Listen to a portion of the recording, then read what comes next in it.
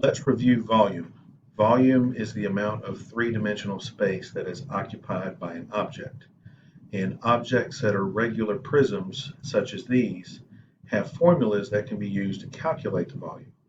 Since volume is three-dimensional, the units used to measure volume will always be to the power of 3, or they'll be cubed, such as right here. If we look at our formula sheet, we have more examples of regular prisms and the associated formulas that can be used to solve for their volume. So these are the regular prisms that you're expected to know how to solve volume for. Starting with the cube, pretty simple. You just take the length of one side and raise it to the power of 3. So we have s cubed. Rectangular prisms are basically the same thing, but since the sides don't have the same length, we multiply width times depth times height.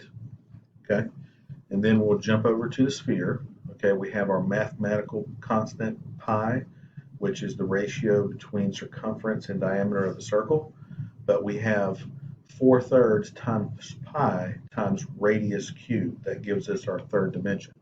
That is the volume of a sphere.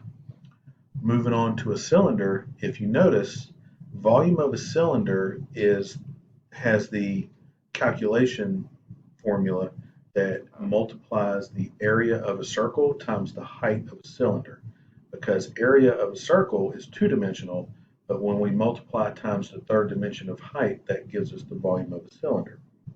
However, when we move over to the cone, if you'll notice, the numerator in this equation is the same for volume of a cylinder. However, for a cone, we divide it by 3.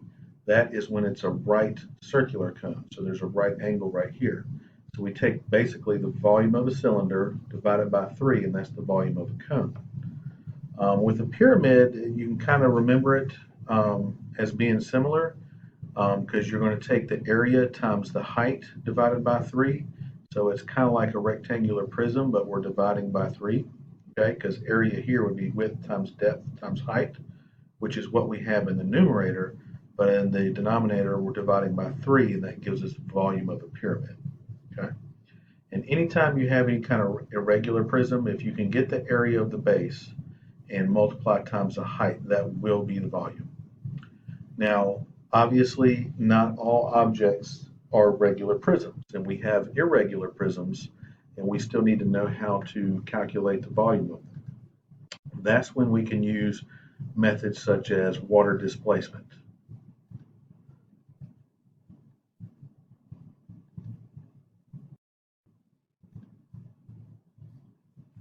With water displacement, we're using the change in the measurement of water to measure the volume of irregular prisms.